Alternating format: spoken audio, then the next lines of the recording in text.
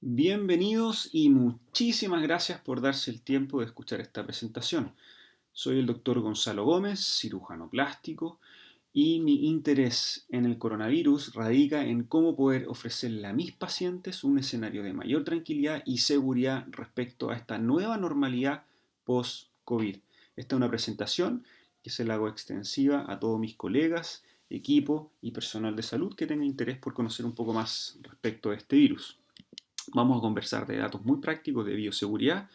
Vamos a ver por qué mi interés en conocer más de este virus es una letalidad general, aproximadamente entre un 2 y 3% en las diferentes estadísticas del mundo, pero en pacientes quirúrgicos esa letalidad puede ser un poco mayor, de hasta un 20%.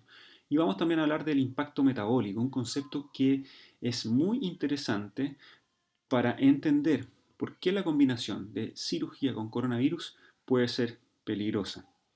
Ok, vamos a conversar de los datos de bioseguridad, estos datos técnicos. Todos sabemos la importancia de aplanar la curva, de no sobreestresar y sobrecargar nuestro sistema de salud. Pero eso también implica que el momento que nosotros vamos a aplanar esta curva, el pic de coronavirus no se va a producir en un solo pic, sino que se va a producir en diferentes picos. Por lo tanto, es muy razonable y esperable tener nuevos rebrotes en los próximos meses. Por lo tanto, no hay que sorprenderse con esa noticia. Lo segundo, y lo hemos visto en presentaciones anteriores, vamos a hacer un resumen muy simple y breve de las diferentes curvas. En azul está la curva de la PCR. ¿Qué significa la PCR? La PCR lo que mide es un examen que mide partículas de virus. Imagínense que yo tengo una nuez y le pego un martillazo. Esa nuez va a quedar repartida en pedacitos. Cada uno de esos pedacitos es una partícula viral. Y lo que mide la PCR son partículas virales. Por lo tanto, no es lo mismo una PCR positiva que infección o posibilidad de infectar. La PCR significa que yo tengo el virus y que lo estoy disolviendo en pedacitos. ¿Ok? Por lo tanto, una PCR en un paciente puede permanecer activa, puede permanecer positiva durante muchas semanas. 3, 4, 5, 6 semanas. Eso no significa que va a estar 5 o 6 semanas infectando. Por otro lado, la PCR al comienzo, en el día cero del contacto de la infección, probablemente va a salir negativa. ¿Por qué? Porque las partículas virales son tan escasas que no va a ser suficiente para dar positividad en el examen. Así es que la PCR mantengámosla como concepto que mide partículas virales. Lo segundo, que los síntomas en la mayoría de las personas, en el 60% de las personas, los síntomas lo hacen al quinto día. Y hasta el 98% de las personas infectadas los síntomas los van a desarrollar al día 11. Quedémonos con el día 5. Eso significa que si yo tengo contagio con coronavirus hoy día, en 5 días más voy a hacer mis primeros síntomas. Recordando también que este virus tiene la particularidad que uno puede estar infectando desde 2 días antes de comenzar los síntomas. O sea, si yo mis síntomas los comienzo el día 5, al día 3 y 4, asintomáticamente voy a estar infectando. Lo otro de este slide, lo importante es reconocer las curvas que están en verde y en rojo. En verde está la inmunoglobulina M y en rojo la inmunoglobulina G. Son los anticuerpos y estos anticuerpos, la inmunoglobulina M, comienza a ser producida a partir del día 7 y baja hasta el día 21. En cambio, la inmunoglobulina G parte en el día 14 y se mantiene elevada y probablemente se mantiene elevada por un tiempo, después va a bajar y dar la inmunidad definitiva. Respecto a las inmunoglobulinas, que son los terrápidos que venden en las farmacias o los terrápidos de las clínicas incluso, es importante saber que se demoran un tiempo en empezar a aparecer en sangre.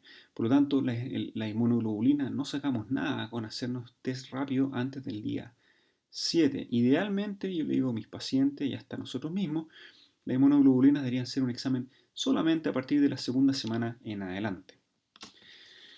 En este siguiente slide podemos ver, volvemos a la PCR y podemos ver que dependiendo de nosotros midamos PCR, partículas virales, podemos ver que la PCR se puede mantener alta, elevada, o sea, podemos mantener la excreción viral durante semanas. Por lo tanto, no confundir una PCR positiva, que es carga viral, con la posibilidad de infección o una infección activa. Y esto queda demostrado en este simple slide, pero es muy importante. Vamos a concentrarnos en el 80% de los pacientes que hacen síntomas leves, que es la curva de color verde. ¿Qué muestra ese slide? Es cuántos días después de que yo comienzo con los síntomas puedo mantener mi capacidad de infectar a otras personas. Y para eso uno tiene que pensar de la siguiente manera. Yo para infectar necesito una carga viral mínima, o sea, una cantidad de virus mínima necesaria para poder en otra persona generar la infección. Pensémoslo así. Si yo para producir una infección en otra persona necesito 100 virus, como mínimo, si yo tengo 70, 80 o 50 virus, no van a ser capaces porque es la cantidad mínima para producir infección en otra persona. Eso en términos de coronavirus se llama carga viral y existe el número de carga viral de 10 elevado a 5, que es lo mínimo necesario para producir una infección en otra persona. Y esa carga viral mínima de 10 elevado a 5 está estudiado que en pacientes leves llega aproximadamente en el día 7. O sea, al día 7, la curva que partió en 10 elevado a 9, la curva en verde, 10 elevado a 9, al día 7 baja, baja, baja y llega a 10 elevado a 5, que es lo mínimo. Y al día 8 esa carga viral bajó de 10 elevado a 5. Por lo tanto, la posibilidad de infección es mínima. Entonces, ¿dónde radica la importancia de este slide? Que si yo conozco mi día 0 de infección, yo sé que voy a estar infectando los próximos 7 días por la carga viral. Y eso también me dice que al día octavo de mi infección, mi carga viral va a ser tan baja que la posibilidad es mínima de transmisión. Pero vamos a mantener una cierta precaución y vamos a agregar una segunda semana más de aislamiento para evitar totalmente los contagios. Y de ahí nace el concepto en coronavirus de que la cuarentena son 14 días desde el día 0 de la infección. Por lo tanto, hoy en día lo más importante, y yo lo recalco siempre, es conocer tu día 0 de infección. Sabiendo tu día 0 de infección, yo sé que al día 5 voy a tener los síntomas, sé que 2 días antes de los síntomas puedo infectar, por lo tanto esos 2 días antes me voy a recordar con quién estuve para yo avisarle. Sé que sabiendo el día 0 al día 7 es mi máxima posibilidad de transmisión y del día octavo en adelante esa posibilidad baja muchísimo. En ese mismo slide, en rojo, están los pacientes que cursan con hospitalización, los pacientes graves, que por el tener una carga viral mayor, los días que pueden permanecer infectando es mayor. Por lo tanto, el paciente hospitalizado puede infectar hasta 2 semanas después. Ahí recién la carga le llega a 10 elevado a 5 y deja de infectar. Por eso a los pacientes hospitalizados se les pide que estén 3 semanas en la casa, desde el día 0 los síntomas y completar 3 semanas de aislamiento. No es el mismo escenario para los pacientes críticos de UCI, en naranjo, que pueden presentar hasta 60 veces más carga viral que un paciente leve. Por eso es muy importante el concepto de la carga viral, del periodo de infección, el periodo de incubación, el PCR y la inmunoglobulina. Separar las fechas para no confundirse. Ahora, la pregunta del millón es, ¿todos formamos anticuerpos? La respuesta es sí. Y la verdad es que si este virus es lo suficientemente diferente de toda la historia de la humanidad, de toda la historia de los virus, sería una excepción. Pero acordarse de una cosa, que nosotros tuvimos el SARS-CoV-1 hace más de 15 años atrás en China, entre el 2002 y el 2003. Y los estudios que presentaron en los pacientes, en ese momento podemos sacar este estudio, rescatar este estudio, donde se hicieron un seguimiento a 176 pacientes. Entonces, suponiendo que el SARS-CoV-1 respecto a este coronavirus del año 2019 son muy muy parecidos, y eso está súper estudiado, que son prácticamente iguales, suponiendo que la respuesta inmune del SARS-CoV-1 con este virus es muy parecido, y eso está estudiado, podemos tal vez tener una lógica de pensar de que los anticuerpos que se formaron con ese coronavirus 1 versus este coronavirus 2 son parecidos. Entonces, siguiendo un poquito la historia, uno podría asumir que la pregunta es, ¿todos forman anticuerpos al coronavirus? Muy probablemente es que sí. Ahora, esas respuestas de anticuerpos hay que medirlas al segundo o tercer mes, no a los 30 días como son los estudios de ahora. Porque podemos ver en esa curva que la máxima respuesta, el 100% de los pacientes, forman anticuerpos al tercer mes. Entonces, uno tiene que quedarse tranquilo. Si te da coronavirus, vas a formar anticuerpos, lo más probable es que sí en el 100% de los casos. La segunda pregunta, ¿cuánto duran los anticuerpos? Y volvemos nuevamente a revisar este mismo trabajo y podemos ver que le hicieron un seguimiento de hasta 3 años a los pacientes y podemos ver que hasta el segundo año el 94% de los pacientes tenían anticuerpos contra el coronavirus. Por lo tanto, suponiendo, y la lógica hace pensar de que siendo el mismo virus un primo hermano del primer virus, lo más probable es que la respuesta inmune a este virus sea la misma, no debería por qué ser diferente. Este no es un virus como el VIH que tiene otras características, este es el primo hermano del coronavirus 1. Y en este slide un poco también refutando muchas teorías conspiracionales que hay en los medios. Y la verdad que uno tiene que seguir lo que uno sabe de inmunología y la lógica. En el primer slide a la izquierda arriba podemos ver que la respuesta inmune no es todo o nada, no es blanco y negro, es oscilante. O sea, significa que si a mí me da coronavirus, probablemente en algunos grupos de pacientes esa respuesta puede ser oscilante. O sea, puede haber como una curva hacia abajo para nuevamente tomar fuerza meses después. Entonces, de ahí uno puede explicar a través de esta respuesta inmune oscilante el por qué si yo me hago una PCR ahora, me la hago en un mes más, me sale negativa y me la hacen 3 meses más, vuelve a salir positiva. Uno, porque la carga viral puede ser, la excreción de la carga viral puede ser oscilante y también la respuesta inmunológica anticuerpo también puede ser oscilante. Pero lo que uno tiene que quedarse es que todos los pacientes terminan haciendo una respuesta inmune definitiva. Y eso lo podemos ver en el gráfico de arriba a la derecha, en el cual nosotros vamos a tener reexposición al virus, claro, si el virus sigue dando vuelta. Pero ¿qué es lo que pasa? Que como el sistema inmune tiene un segundo contacto con un virus, la respuesta va a ser aún mayor. Entonces, no es malo seguir reexponiéndose al mismo virus. Vamos a generar que nuestro sistema inmune se potencie. Lo que no existe es la reinfección. ¿Por qué? Porque si yo formo anticuerpos, la lógica y la historia del sistema inmune de toda la vida me hace suponer que si yo agarro inmunidad contra un patógeno, esa inmunidad va a tener una duración mínima, que siguiendo la historia de este coronavirus debería ser de al menos 1 año a 2 años. Y en el gráfico abajo a la izquierda vemos que muchas veces se va a producir una reexposición al patógeno y lo que vamos a tener es una reactivación de nuestro sistema inmune, pero no necesariamente nuevamente los síntomas ni la gravedad, porque nuestro sistema inmune ya adquirió la memoria. Lo otro importante es esto, que los datos se repiten en todos los países. En todos los países la letalidad es parecida, el 80% que cursa leve es parecida, 15% grave y 5% crítico. Lo otro también importante es que el virus se transmite fundamentalmente a través de las gotitas de agua que salen al momento de hablar, cantar, toser o estornudar. Si la gotita de agua es más grande, va a caer antes. Si queda aerolizada, se puede transmitir y quedar un tiempo más en el espacio aéreo. Ahora, ha habido mucha investigación y trabajos salen publicados y salen cosas súper interesantes como esto, cómo las gotitas de agua se pueden desplazar de acuerdo a la velocidad. Pero la verdad es que uno tiene que ser un poquito más práctico en la vida.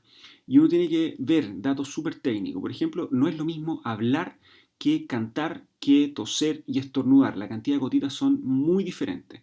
Pero hay que tomar en cuenta una cosa, que si yo pienso que me voy a contagiar estando en contacto con alguien, uno tiene que tener en cuenta las siguientes cosas. Primero, estas gotitas de aire y todos los que sabemos que duran 3 horas en el ambiente son en condiciones de laboratorio. Laboratorio donde no hay movimiento de aire, no hay presión, se maneja la temperatura y la humedad, que no es la realidad del día a día en nosotros. Lo más probable es que esa gotita que queda suspendida 3 horas en un ambiente estático, si yo la someto a turbulencia, o sea, a corriente, abrir las ventanas, ventilar, mover un poco el aire, esa gotita en vez de sobrevivir 3 horas flotando en el aire, cae rápidamente en los próximos 30 segundos. Si yo a esa gotita le pongo más humedad, la seco, le cambio la temperatura o hago corriente, esa gotita rápidamente cae. Por lo tanto, lo que hemos visto, que yo me puedo contagiar tocando algo también o respirando algo en el ambiente, estas son también condiciones de laboratorio.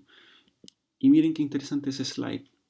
Yo veo que si mido cuánto sobrevive el virus arriba de una mesa, voy a decir, sí, el virus arriba de una mesa puede sobrevivir hasta 3-4 días. Perfecto, condiciones de laboratorio. Y fíjense en la carga viral. Conversábamos recién que necesitamos una carga viral mínimo de 10 elevado a 5. Miren aquí la carga viral de laboratorio. sobrevive hasta 3 días con una carga viral de 10.1. O sea, es ínfimo. ¿Qué significa eso? Que si yo probablemente toco esa mesa con coronavirus y tengo ese coronavirus en mi dedo, la cantidad de virus es tan pequeña que prácticamente es muy poca probabilidad que esa pueda producir una infección. Esto es todo teoría. Por lo tanto, hay que estar tranquilo, que con un simple aseo de la superficie, lavarse las manos con alcohol gel es suficiente. Y esas son las medidas que nosotros tenemos que enseñarle a nuestros pacientes. Respecto a los datos médicos, sabemos todos que el virus entra a nuestras células por el AC2. Pero miren qué interesante, la cúrcuma está demostrado que disminuye la expresión de AC2.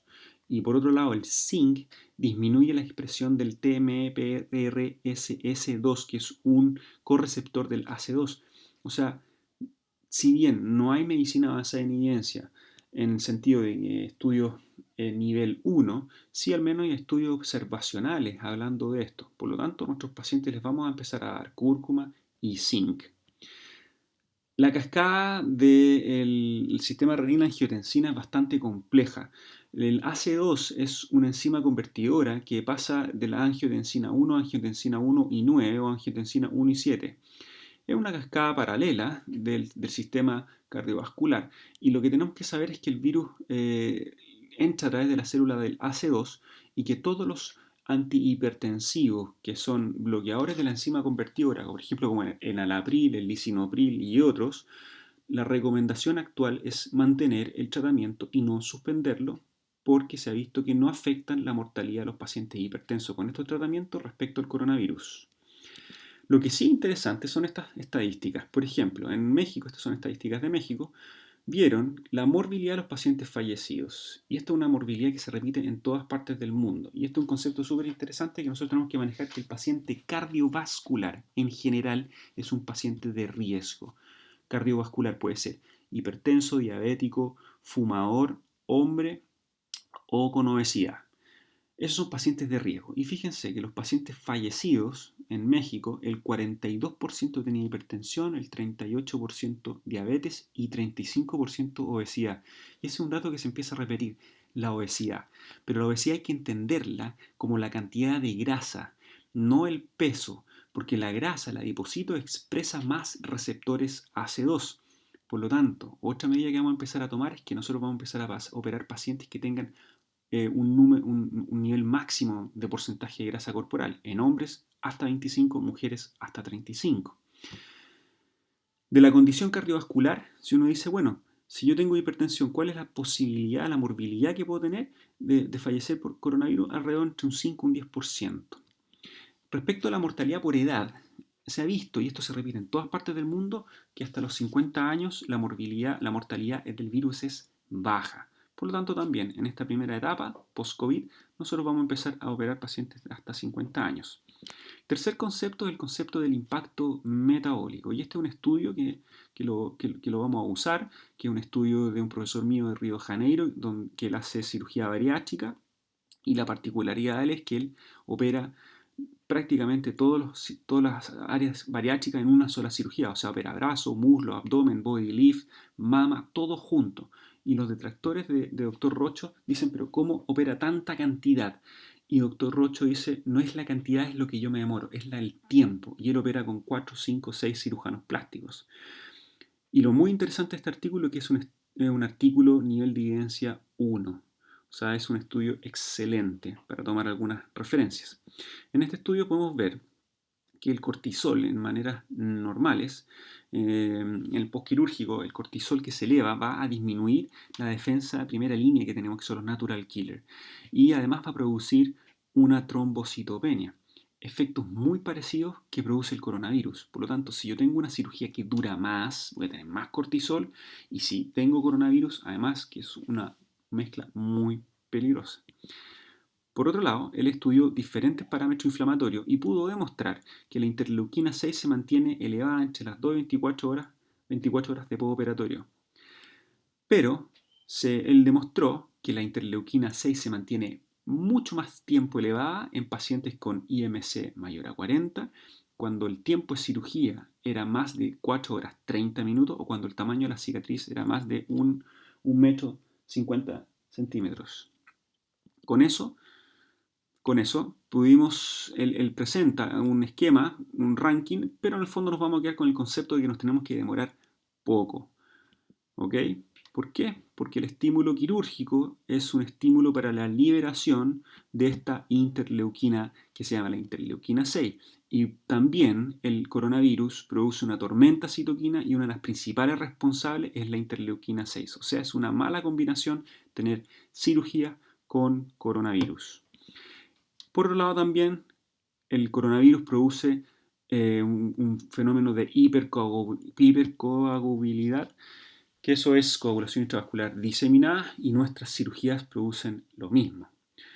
A largo plazo se ha visto que los pacientes más graves pueden tener algunos problemas en diferentes órganos, por lo tanto nuestro chequeo preoperatorio va a aumentar, vamos a empezar a hacer chequeo pulmonar y chequeo cardiológico. ¿Y por qué cardiológico? Porque este es un virus que potencialmente puede producir diferentes trastornos a nivel cardíaco, desde arritmia, microinfarto, algunos problemas de insuficiencia. Entonces, es un virus que tiene cierta afinidad por el corazón. En Estados Unidos las cirugías están clasificadas de 1 a 5 nivel de complejidad, y recordar solamente que nuestras cirugías estéticas son nivel 2, no son de alta complejidad, y si hacemos una cirugía combinada puede llegar a ser un nivel 3. Por lo tanto, es una cirugía de baja complejidad. Vamos a revisar algunos trabajos y por el cual todo el mundo quedó muy preocupado por el tema del coronavirus. No hay mucha literatura científica respecto a qué pasa con cirugía y coronavirus. Esta es una presentación realizada en julio del 2020. Probablemente a futuro va a cambiar mucho lo que vamos a decir ahora, pero esto es lo que tenemos inicialmente.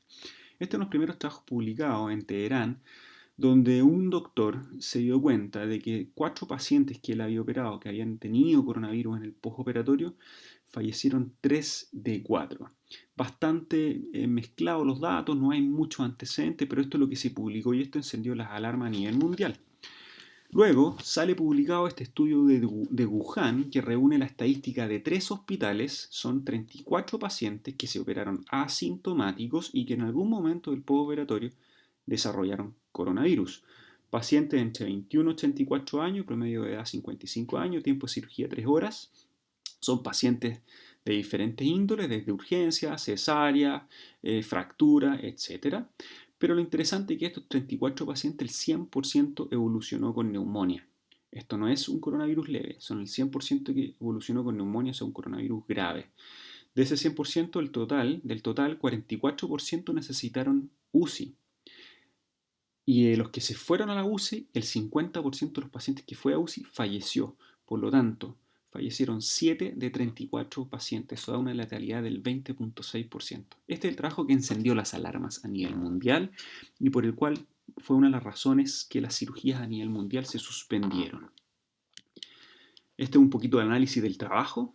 Conclusiones de él es que los pacientes postoperados y que evolucionan con coronavirus, evolucionan con un coronavirus muy rápido. En vez de ser 5 días, son 2,5 días.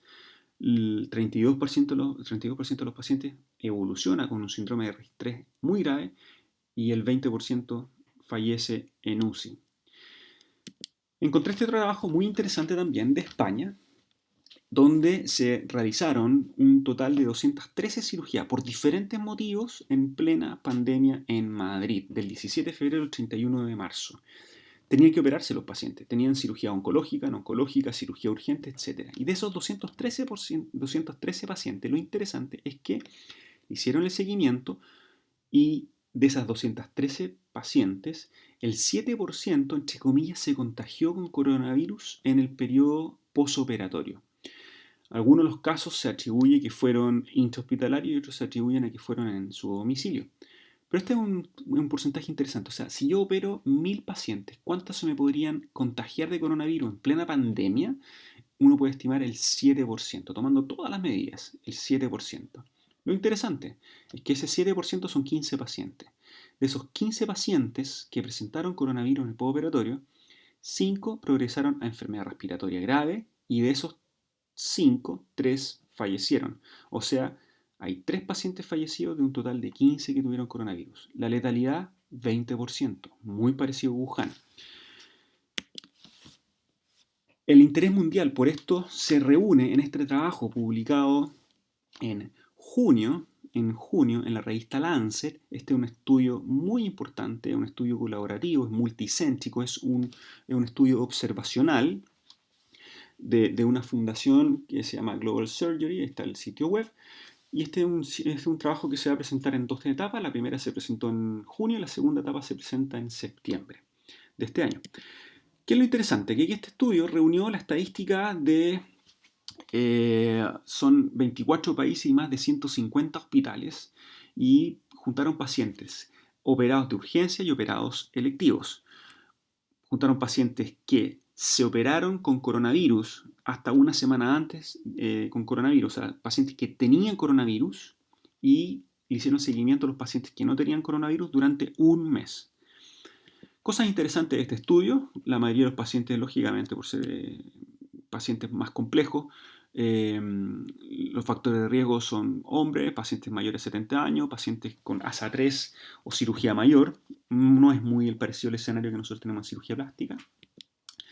Interesante que uno diría, bueno, los pacientes fumadores deben tener más riesgo, y la verdad que demostraron que no hay estadísticas significativas respecto a mortalidad de fumar o no fumar, pero sí respecto a la hipertensión. O sea, un paciente hipertenso tiene más riesgo de fallecer por coronavirus y eso tiene una estadística significativa.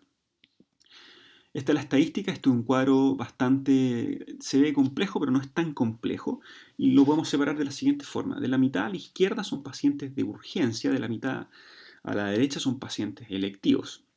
La mortalidad general, o sea, los pacientes que se operaron con coronavirus y que tuvieron coronavirus antes o después, es de un 23%. Ahora, si desglosamos un poquito los números, vemos que en morado hay dos flechas moradas que reúnen dos grupos.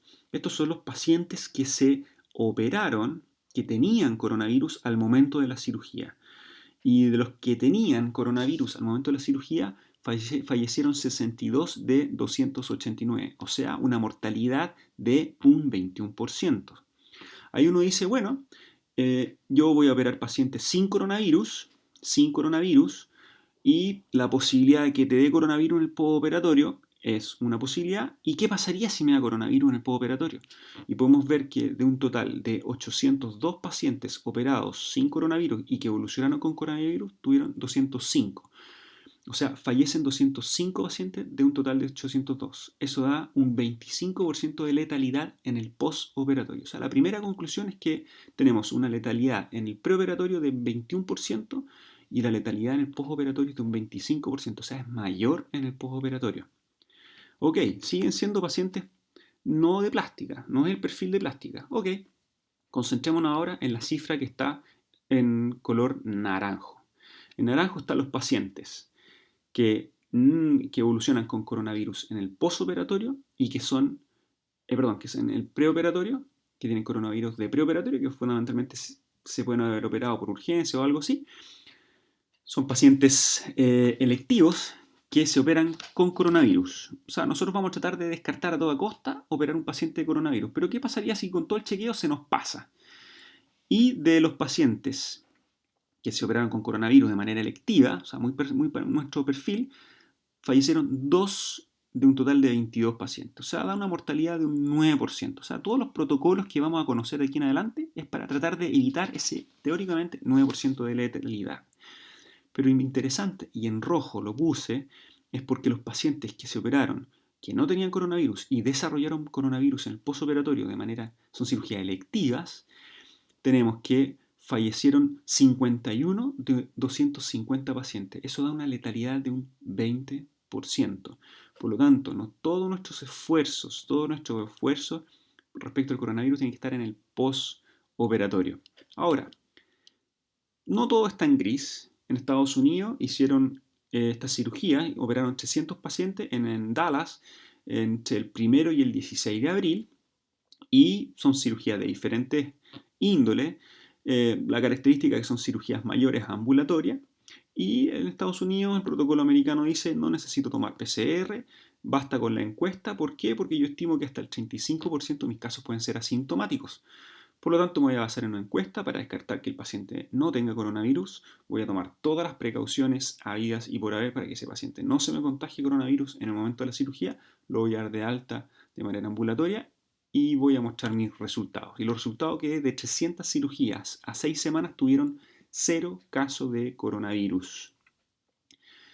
Podemos ver los datos son bastante variables. En el 32% de los pacientes usaron anestesia general.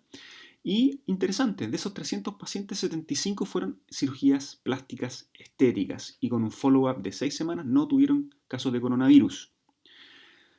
Muy bien, con eso terminamos nuestra primera parte. Vimos datos de bioseguridad. Ojalá les haya quedado claro el tema de letalidad en población general, en PORDEA, en todos los países entre un 2,14%, que es lo que tiene actualmente Chile, versus un 20% en promedio, que puede ser enfrentar una cirugía con coronavirus. Y el impacto metabólico, lo interesante es más que la cantidad de cosas que yo pueda hacer, es el tiempo que yo me demore. Protocolos, en verde. Vamos a hablar de verde, amarillo y rojo, van a ser mis protocolos. Está a pronto a salir publicado un trabajo del doctor Danila, cirujano plástico chileno, que tiene la gran ventaja que él además tiene un máster en epidemiología, por lo tanto este es un trabajo de alta relevancia para nosotros, por el contexto que significa. Y el resumen de este trabajo va a ser fundamentalmente es que yo quiero operar un paciente seguro de que es COVID negativo. No me interesa hacer un diagnóstico de COVID, sino que quiero descartar que no tenga COVID. Y me voy a basar en una triple prueba. Una primera prueba va a ser análisis de la prevalencia de casos en el lugar donde estoy operando, por ejemplo, si opero en Santiago o en Viña. Segundo, va a ser rellenar un cuestionario, que es un cuestionario bastante simple, que lo que busca el cuestionario es definitivamente descartar que no haya tenido contacto ni tenga coronavirus. Y el tercero, que esté de probabilidad negativa, que es simplemente hacerle una PCR y la inmunoglobulina. O sea, teniendo esos triple chequeos, yo voy a tener esto, voy a tener una curva donde sumando los tres, o sea, juntando los tres triple chequeos, voy a tener una alta posibilidad de descartar que me salga un falso negativo. ¿Cuáles son esas tres pruebas? Primero, la prevalencia de casos significa en la ciudad donde yo estoy operando, tengo que tomar los casos activos en ese momento, dividirlo por los casos de población y multiplicarlo por 100.000 y ahí me va a dar el número de casos cada 100.000 habitantes. Si yo tengo un alto número de casos, o sea, sobre 100 casos por cada 100.000 habitantes, significa que ese es un lugar de riesgo, en rojo, amarillo, en rojo, naranjo y amarillo. ¿Cuándo yo voy a empezar a operar? Cuando esto pase al nivel de riesgo mediano y lógicamente bajo. Cuando eso en términos prácticos es cuando en Santiago tengamos menos de 7.000 casos activos, vamos a estar en color naranjo, y en color amarillo cuando tengamos menos de 700 casos. Y en la quinta región cuando tengamos menos de 180 casos activos en naranjo y menos de 18 casos en amarillo. En estos momentos estamos en rojo, por lo tanto en estos momentos no podemos operar. Ese es el primer chequeo.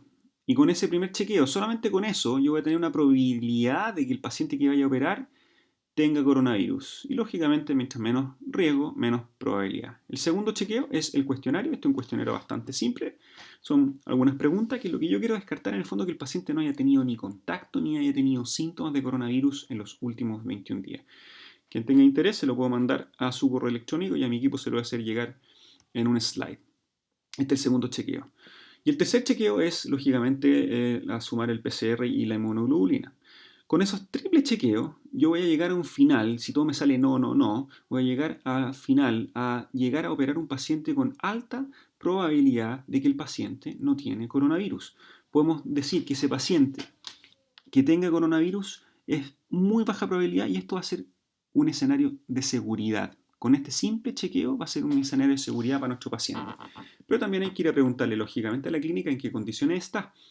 ¿Y qué condiciones tiene que tener la clínica? Esta es una recomendación de la Sociedad Colombiana y la Sociedad Mexicana de Cirugía Plástica, en que la clínica tiene que tener al menos un 50% de camas disponibles no COVID, y la UCI tiene que tener un 20% disponibles de camas no COVID.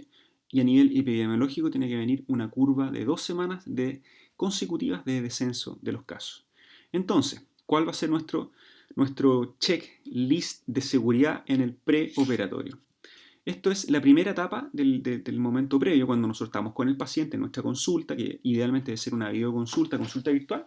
Nosotros tenemos que definir cuál van a ser el check-in de nuestros pacientes. Primero vamos a operar en esta primera etapa pacientes que tengan un IMC menor a 27, por lo que vimos del tema relacionado con el peso. Segundo, le vamos a ir la grasa, con una bioimpedancia, pacientes tienen que tener menos de 25% de grasa y mujeres menos de 35%. Tercero, tienen que ser pacientes menores a 50 años. Diabetes no, hipertenso no y fumador no. Ahora, tiene una pequeña letra chica en la selección de los pacientes que si va a fumar tiene que ser fumador social, pero menor a 40 años. Si es hipertenso, tiene que ser leve con una sola droga, pero menor a 30 años. Y si tiene un poco de sobrepeso, tiene que ser un IMC 29 sin ningún otro factor de riesgo y tiene que ser menor a 40 años. Entonces, si el paciente cumple con todo eso, perfecto, podemos pasar a la etapa siguiente de planificar su cirugía.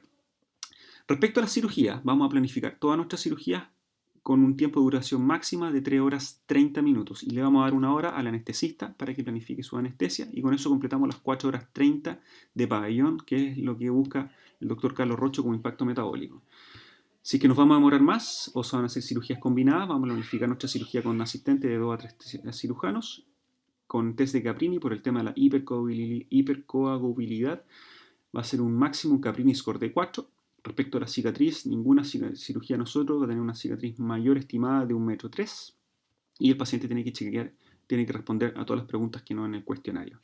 Nuestras lipos en una primera instancia van a ser modificadas, ninguna lipo va a ser planificada para llegar a un hematocrito mínimo, 27% postoperatorio, y vamos a hacer una lipo máxima de 5% del peso corporal y no como 7% como lo estamos haciendo hasta ahora.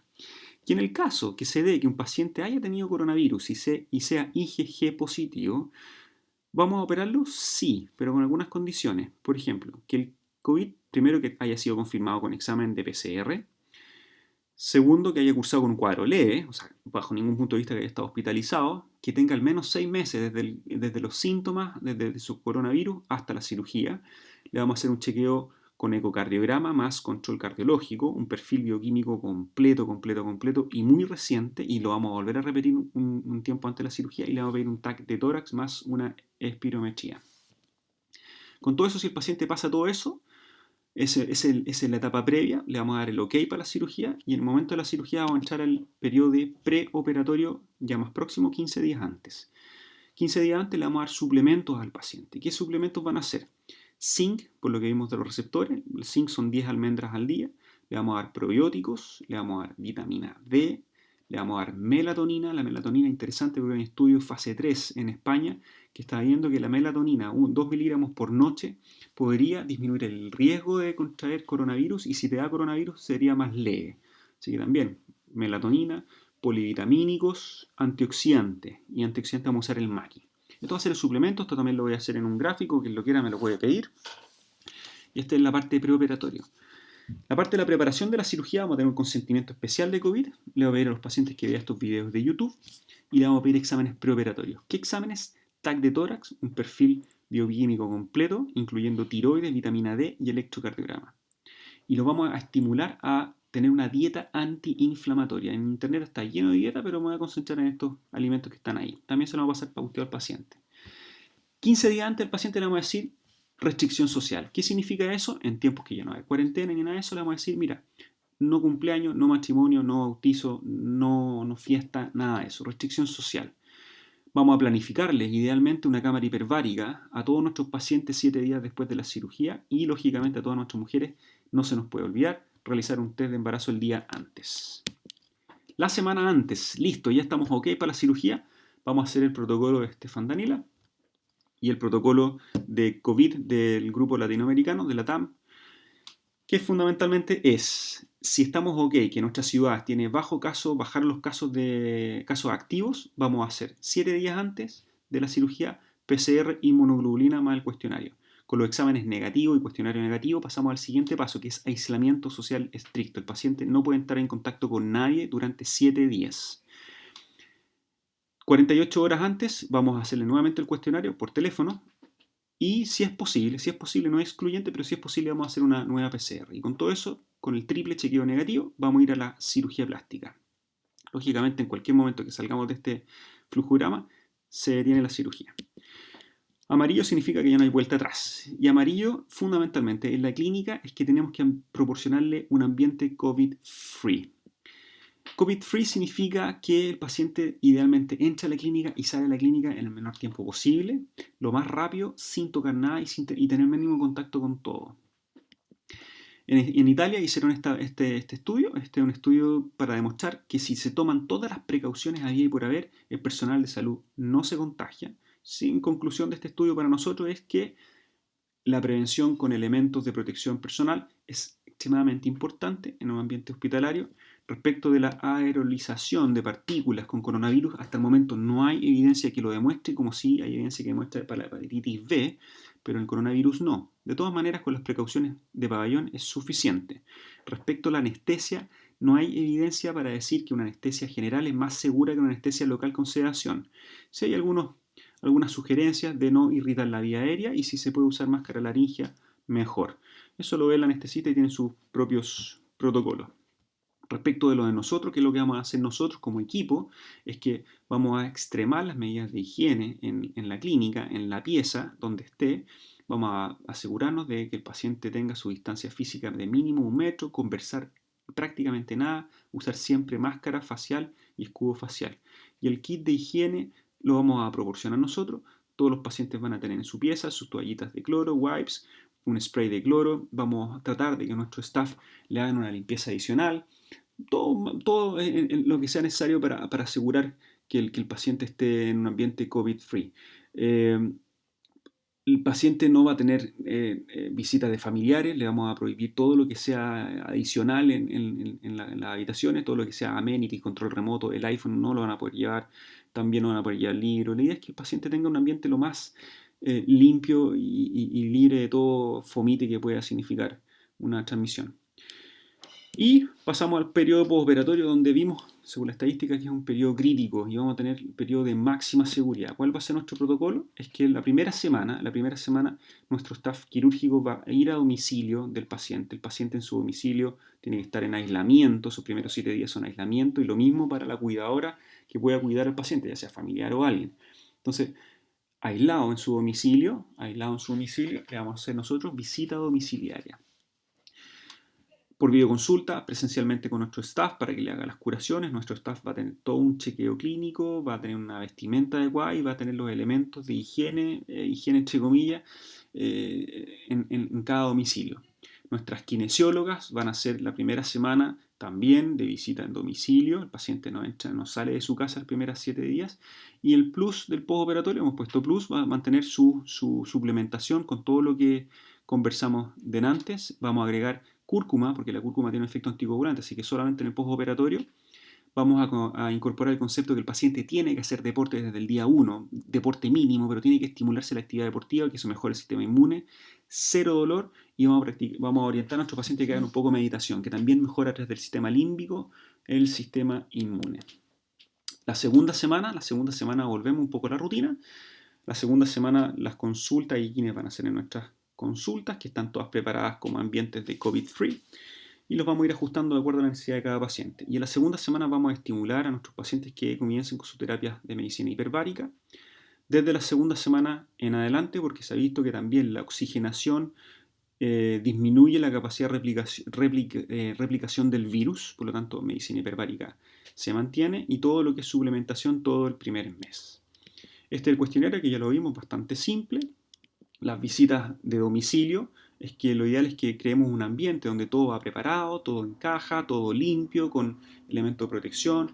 El momento que nosotros entramos en contacto con el paciente, la mascarilla siempre debería ser la N95, usar escudo facial, todo desechable, y en la atención de cada paciente nuestro staff van a usar un delantal desechable. En nuestras clínicas, cada vez que hablemos con el paciente, preguntarle nuevamente las preguntas necesarias. La recepción del paciente en nuestras clínicas, medir temperatura, pedir que se lave las manos y realizar el cuestionario. Y la vestimenta del staff en nuestras clínicas va a ser usando mascarilla, con el pelo tomado, un gorro quirúrgico sin aros, escudo facial, guantes y la ropa uniforme de atención, sin polerones o chalecos. Nuestras clínicas están todas preparadas. Vamos a tener solo papel camilla desechable, el aseo terminal se hace una vez por semana y el aseo diario consiste en al comenzar y finalizar la jornada y después de cada atención del paciente se hace un aseo completo con hipoclorito de sodio, que es la mezcla entre agua y cloro. Ventilamos todas nuestras consultas 10 minutos entre paciente y paciente y lo mismo se hace en casa. Acuérdense que la ventilación hace que las partículas de coronavirus que teóricamente pueden quedar flotando caen en 30 segundos. Retiramos todo elemento decorativo, las camillas, el paciente se debe subir a la camilla sin zapatos y el paciente idealmente y nosotros tenemos que oler a cloro y ver el cloro. ¿Cómo vamos a atender a nuestros pacientes? Todo preparado, todo desechable, siempre con guante y lo interesante es que vamos a colocar colgador de ropa para que el paciente, si tiene algún chaleco, pertenencia, cartera, lo que sea, lo deje colgado en el colgador de ropa. Después se lo lleva a su domicilio y nosotros limpiamos el colgador de ropa. Otra opción es meter todo en una bolsa de plástico. La sala de espera, todo lo que sabemos, mantener la distancia social. Las salas de espera prácticamente van a desaparecer en el transcurso de los próximos meses. Mínimo contacto, todo súper desinfectado, eliminar todo lo que sea café, agua. Los pacientes deben ir sin familiares o acompañantes y la puntualidad es llegar a la hora que corresponde, no llegar 10 minutos antes. Eso hay que recordárselo a los pacientes. ¿Cómo nos vamos a monitorear nosotros? Todos los días por chequeo de síntomas, chequeo de temperatura y oler, porque el 80% de los pacientes que tienen coronavirus pierden el olfato y nos vamos a hacer una PCR inmunoglobulina cada 15 días. Esto es opcional, pero es una recomendación. El staff que ya tuvo coronavirus, que a muchos de nosotros vamos a tener, el staff que tuvo coronavirus que es IgG positivo, nos vamos a hacer un control de inmunoglobulina una vez al mes. En caso de sospecha clínica de COVID del paciente, o sea, yo tuve contacto estrecho con un paciente o tengo la sospecha que podría ser, que lo que corresponde hacer es un aislamiento social preventivo, o sea, una autocuarentena por 5 días, en espera que esos 5 días el 60% hace síntomas, tener muy claro la cronología del contacto y el día cero eventualmente de mis síntomas, y en caso de tener síntomas, hacerse una PCR al tercer día en adelante. Si el staff tiene COVID o se contagia con COVID, son 15 días de cuarentena, por lo que explicamos. La PCR se la va a hacer a la tercera semana solamente para descartar en el fondo y estar tranquilos de que la infección ya pasó o que está pasando. Y en caso de que la PCR esté negativa, la tercera semana vuelve el trabajo. Y si la PCR se mantiene positiva, sabemos que es carga viral, perdón, es partícula viral, no es virus activo, por lo tanto, a la cuarta semana vuelve el trabajo. Isaac Newton en el año 1665, en plena peste negra, estando estudiando en el colegio Trinity en Londres, fue enviado a su casa a pasar la cuarentena y estuvo un año en su casa. Ese año fue uno de los años más prolijos, donde escribió la teoría de la gravedad y sentó las bases, mirando un cristal, sentó las bases de la óptica que hoy en día usamos en la tecnología de los láser. Esta ha sido mi presentación, esos son mis datos. Quien tenga alguna pregunta, comentario, yo encantado lo respondo. Y como finalización, quiero decir que este es un tema que probablemente va a ir evolucionando. Esto es lo que sabemos, esto es lo que hay de evidencia y con esto nos vamos a basar estos primeros meses vuelta a la nueva normalidad post-COVID. Muchísimas gracias y nos vemos muy pronto.